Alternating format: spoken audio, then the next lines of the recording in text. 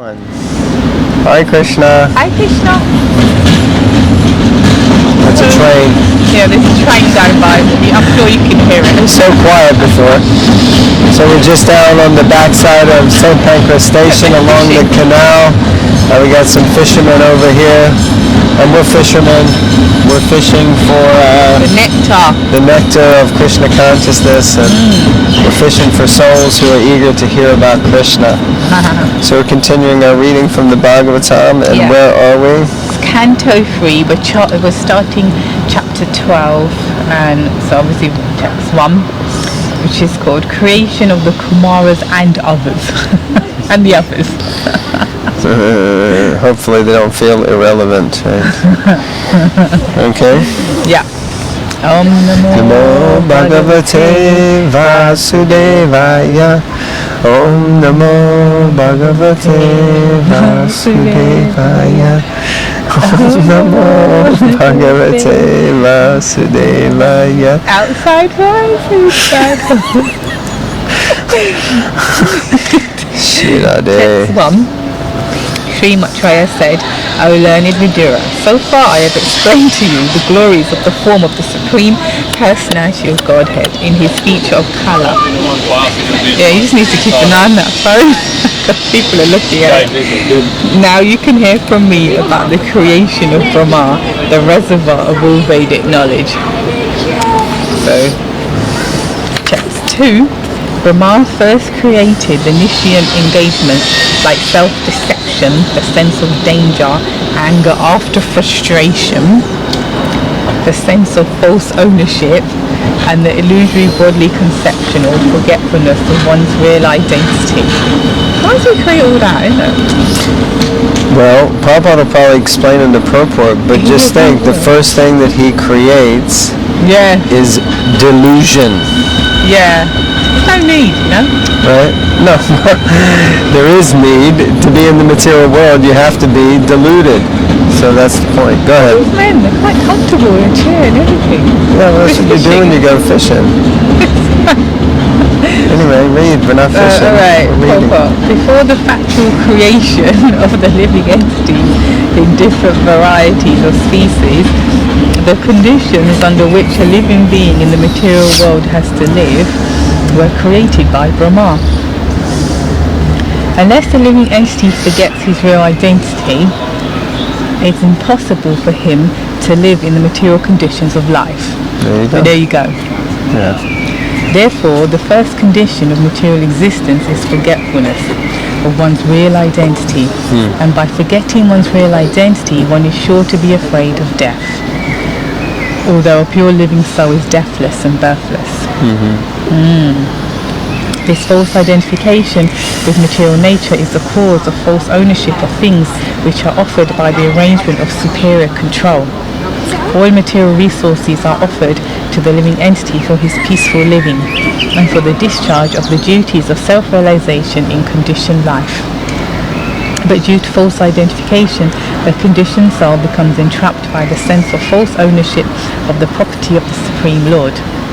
It is evident from this verse that Brahma himself is a creation of the Supreme Lord, and the 5 kinds of nishyants which condition the living entities in material existence are creations of Brahma. It is simply ludicrous to think the living entity to be equal with the Supreme Being when one can understand that the conditioned souls are under the influence of Brahma's magic wand. That's good. Not just in Harry Potter, I guess. This is where it originated. Harry Potter. Patanjali also accepts that there are 5 kinds of nishyants as mentioned herein. So, let's read through those 5 kinds of nishyants again. What? So, windy. First created the nescient engagements like self-deception. So what does that? Self-deception means that I forget who the real self is. Means I think that I'm this body and not spirit soul. The next one is the sense of death. which is explained in the purport that as soon as you think you are the body, you have fear of death. Yeah. Because the body is temporal, and you know that. So, but the actual truth of the matter is that the soul is deathless, right. and that's Eternal. the truth. Yeah, eternal. Anger after frustration. Can you have a few words on that? I mean, what's up with that? Don't make me angry. You wouldn't like me when I'm angry. That used to be my favorite line when I was growing up. I used to watch The Incredible Hulk. It was my favorite program. And the introduction, Dr. David Bruce Banner, physician, scientist, he used to say, don't make me angry. You wouldn't like me when I'm angry. So like that. So don't make me angry. Right. I turn into the Incredible Hulk. Okay, enough of that. Anger after frustration. Well, how is that? Yeah, that's delusion. Just like Deyato Vishyapam Sam Sangas Te Shupajayate Sangat Sanjayate Kama Kroto Bijayate. Kama Kroto. Krota means anger, and anger comes after kama, after lust. So we desire something to enjoy, and then we get angry because we can't enjoy it. We get angry because we try to enjoy it, and we just get frustrated because then the same enjoyment isn't there the next time, or things get old, things die, things deteriorate, things get stolen, and then we can't enjoy, so there's always frustration. So anger after frustration. Also the realization that we can't control anything. Yes. So we come into this material world thinking we're the... Well, that might be the next one. The sense of false ownership. Out of I get frustrated. Yeah, it's a source of frustration. I can't, Christian can just lie, whatever, and we can't do it. Can't control anything. Can't even control your kids. Well, we can't even control our own minds, our own belly, our own tongue, and our own bladder. There's no control for us. So then So the next one is the sense of false ownership. Yeah. Right. So that's the point, that we think we are the controller, right? But we're not. We think that we're in charge. We own something. This is mine. I, me, and mine. And the illusory bodily conception or forgetfulness of one's real identity.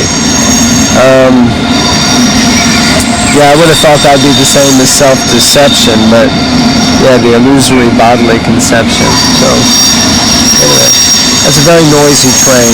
Sorry about that. It needs to be oiled. To say the least. Eurostar. That's the Eurostar. Sounds like he's driving with the brakes on. Okay, next verse, text 3. Seeing such a misleading creation as a sinful task. Okay, so this is Lord Brahma. Seeing such a misleading creation as a sinful task, Brahma did not feel much pleasure in his activity, so he had to create. So he's come in, he's realized the Supreme Lord, he's had darshan of the Supreme Lord, he's gotten instruction from the Supreme Lord, blessings from the Supreme Lord, and then his first activity is to create delusion for jivas, his brothers and sisters, with all intents and purposes, to be put into. So he's not feeling much pleasure, like they say, can you feel me? He's not feeling much pleasure in his activity, and therefore he purified himself by meditation on the personality of Godhead. Then he began another term of creation. So after he did that, he thought, that wasn't so nice. I had to do it, but okay, let me do some meditation, purify myself, and then get on with the activity. Although he created the different influences of nescience, Lord Brahma was not satisfied in performing such a thankless task. But he had to do it because most of the conditioned souls wanted it to be so. Lord Krishna says in Bhagavad Gita 15:15 that he is present in everyone's heart and is helping everyone to either remember or forget. The question may be raised, why the Lord, who is all merciful, helps one to remember and another to forget? Actually, Crying babies and everything. Lord have mercy on our souls. The question may be raised why the Lord, who is all merciful, helps one to remember and another to forget. Actually, his mercy is not exhibited in partiality towards one and an enmity towards another. The living entity, as part and parcel of the Lord, is partially independent because he partially possesses all the qualities of the Lord. So that's the living entities. They are partially independent because they possess partial qualities of the Lord. Anyone who has some independence may sometimes misuse it due to ignorance. When the living entity prefers to misuse his independence and glide down towards nescience, the all-merciful Lord, first of all, tries to protect him from the trap. But when the living entity persists in gliding down to hell, the Lord helps him to forget his real position. The Lord helps the falling living entity glide down to the lowest point, just to give him the chance to see if he is happy by misusing his independence. Wow. But that's the detachment of the Lord, right? The renunciation that even though he loves the living entities, but if they have free will and if they want to try to enjoy separately, once, twice, thrice, he may give a clear sign to them that you're not going to be happy, but you know how it is. Sometimes people just want to do their own thing. So yeah, like kids, and sometimes instead of mollycoddling, it's like, okay. Yeah. And then you get hurt now, Mom, you were right, Yeah, there you go. Okay, right, go ahead. the final paragraph of that purport. Almost all the conditioned souls who are rotting in the material world are misusing their independence, and therefore 5 kinds of niscience are imposed upon them. As an obedient servitor of the Lord, Brahma creates all these as a matter of necessity. But he is not happy in doing so, because the devotee of the Lord naturally does not like to see anyone falling down from his real position. Persons who do not care for the path of realization get full facilities from the Lord for executing their proclivities to the fullest to the fullest extent. But Brahma helps in that procedure without fail.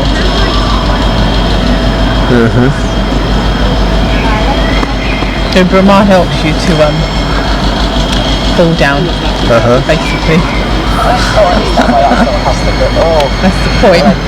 But he's not happy doing it. It's his service. Yeah, he's a facilitator of our fall down. As a service. Yeah, thanks, Lord Brahma. As a service, yeah. Okay, text 4. In the beginning, Brahma created 4 great sages named Sanaka, Sananda, Sanatan, and Sanat Kumar. All of them were unwilling to adopt materialistic activities because they were highly elevated due to their semens flowing upwards. All of them were unwilling to adopt materialistic activities because they were highly elevated due to their semens flowing upwards. So because they were able to raise the semen, first of all, not waste it or release it, but they would keep it, and not keep it, it sounds weird, but they basically wouldn't discharge it, so therefore they could raise it up.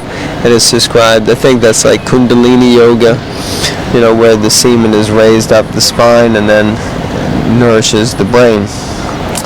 So, flowing upwards. Wow, the sun's just come out. Feels so nice.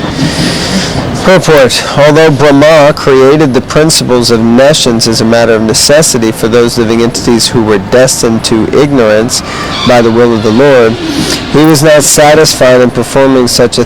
Let me just read that. No, it's just repeating what was said in the previous program. Yeah, he was not satisfied in performing such a thankless task, which we just heard. He therefore created 4 principles of knowledge, Sankhya, or empirical philosophy, for the analytical study of material conditions, Yoga, or mysticism, for the liberation of the pure soul from material bondage, Vairagya, the acceptance of complete detachment from material enjoyment in life to elevate oneself to the highest spiritual understanding, and tapas, or various kinds of voluntary austerities performed for spiritual perfection. Brahma created the 4 great sages, Sanaka, Sananda, Sanatan, and Sanat, to entrust them with these 4 principles of spiritual advancement, and they inaugurated their own spiritual party, or sampradaya, known as the Kumara Sampradaya, or later on as the Nimbarka Sampradaya, for the advancement of Bhakti. All of these great sages became great devotees, for without devotional service to the personality of Godhead, one cannot achieve success in any activity of spiritual value. Thoughts? Nice point. Without devotional service, one cannot achieve any success in spiritual value. And why did you say, when I said? Oh, because I didn't realize that the Nimbarka Sampradaya was, like the 4 Kumaras were the, the head of that. Yeah, so there's the Nimbarka Sampradaya, it's the 4 Kumaras. The Sri Sampradaya is Lakshmi. Yeah. The Brahma, the Brahma Sampradaya is Lord Brahma. Yes, which is the one. Yeah, and then so then we've got because Nimbarka is the Acharya, so you've got Sri is Ramanuja, Nimbarka is from the 4 Kumars. Then you have Madhva is from the Brahma Sampradaya, which is our Sampradaya, and then you have. Can't remember. You don't remember who the last one is? Oh yeah. Come on. If you know, put it in the comments. No. Do you know? I'm pretty sure I know, yeah. Oh, don't put it in the comments. Who? Isn't it Shiva? Ah, yes. Isn't it? Yeah? I believe so. Rudra Sampradaya? Yeah. So the Rudra Sampradaya, and that's Vishnujan. Right. So Vishnujan is the Rudra Sampradaya, and Nimbarka is the one that, what's his name, comes in. Many Gujaratis are, I'm pretty sure, isn't that the Nimbarka Sampradaya? This, the one that Mahaprabhu kind of rejected. Anyway. Yeah, we're rambling. Not rambling exactly, but yeah, something. Okay. Alright. Yeah. You do one more? Yeah, one more. One more for the road. Text 5. Rama spoke to his sons after generating them. My dear sons, he said, now generate progeny, but due to their being attached to Vasudeva, Supreme Personality of Godhead, they aimed at liberation, and therefore they expressed their unwillingness. Oh dear. So the father tells you to do something, and you as a kid refuse. Okay. And this is like the secondary, Krishna being the original father, so Brahma being the secondary father. So, people nowadays get upset because their kids don't listen to him, but even Lord Brahma... Wow, that's a really good point. Yeah. Don't even listen to him. Yeah, but they don't listen for a higher purpose. Kids these days don't listen for a lower purpose, but anyway. Still, even principles, I guess. He couldn't get him to do what he wanted. Okay, go ahead. It's true though, isn't it? Alright, so what? The 4 sons of Brahma, the Kumaras, declined to become family men, even on the request of their great father, Brahma. Those who are serious about gaining release from material bondage should not be entangled in the false relationship of family bondage. People may ask how the Kumaras could refuse the orders of Brahma, as he was a father and above all the creator of the universe. True. The reply is that one who is Vasudeva Parayana, or seriously engaged in the devotional service of the personality of Godhead, Vasudev, need not care for any other obligation. Well, there you go. He's enjoined in the Bhagavatam, 11th canto, chapter 5, text 41. Anyone who has completely... Anyone who has completely given up all worldly relationships and has taken absolute shelter of the lotus feet of the Lord, who gives us salvation, who alone is fit to be taken shelter of, is no longer a debtor or servant of anyone, including the demigods, forefathers, sages, other living entities, relatives, and members of human society. Okay. That's the verse. Thus, there was nothing wrong in the acts of the Kumaras when they refused their great father's request that they become family men. Interesting. And that is actually the great eternal, how can I put it, problem that has time immemorial. I mean, I have experienced it in my own family as well, so I say that, you know, that mood of, oh, you're just sitting in the temple and clapping your hands. I don't know the last time I did that, but or maybe, but you know, that mood of you have duties. The understanding is not, but I'm doing the highest duty. I'm not saying I am personally, but you know, that mood, you know.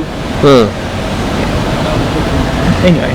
Well, I mean, the thing is, I think the main point is that we no longer have any obligation if we're completely dedicated to the service of the Lord. And because the four Kumaras chose, rather than to be married and have children and be progenitors, that they just wanted to be fully 100% sold out to the service of Krishna. So, you know, here you have a fact that there's two principles here. One is the principle of following authority, which means the father or whomever, you know, they use the term, he's a father, he's also the creator. And the principle is that you should follow that authority. But higher than that is you should follow the authority of God. And the following of the authority of God means that if I want to dedicate my life to the service of God, then I'm not obliged in any other way, because I'm following the highest authority already, kind of thing. Yeah, makes sense? Yeah, it makes sense. But it's still, it does make sense, but it's still a... Yeah, it's a sticky point, that's for sure. And of course, parents, you know, don't see it like that. Any parents. And, well, including Brahmas, will see, you know? Yeah. He ain't too pressed. So it's interesting that he starts from there, you know? He had that as well, I'm saying. Because he didn't just say, oh, yeah, bless you, no problem. Oh, good choice, fellas. Yeah. He gets a little perturbed and upset, actually. Yeah. Yeah, which is interesting. More than just the Kumaras, he has other sons, isn't it? Instructs over and over again, and they're like, oh, I don't want to do that. No, I think it's only the Kumaras that... Is it? I thought they were the Manus, the Prajatas, you know. No, that Narada Muni comes in and starts messing as well. That's from Daksha. Okay, yeah. And, oh dear, they're fishing. Sorry, we've got some action going on. Yeah, but it ain't a place to fish in, it's a place to moor up your boat. Oh dear. Anyway, so we're getting a little absorbed in what's going on. But yeah, that's the pastime of Daksha in his second kind of incarnation. So, but everyone else pretty much was okay with it, I think. So. Okay. Yeah, so more or less all the other progenitors were kind of like, you know, no, they just did what they were told to do, kind of thing. So, yeah. Okay, on that note, we'll just do what we're supposed to do, is to end the video here. Yeah. It's getting a little distracting around here. It is, it's actually kicking off with this boat and the fishermen and everything. Alright, we're going to go. Thank you all very much. Srimad Bhagavatam Ki Jai. Hare Krishna.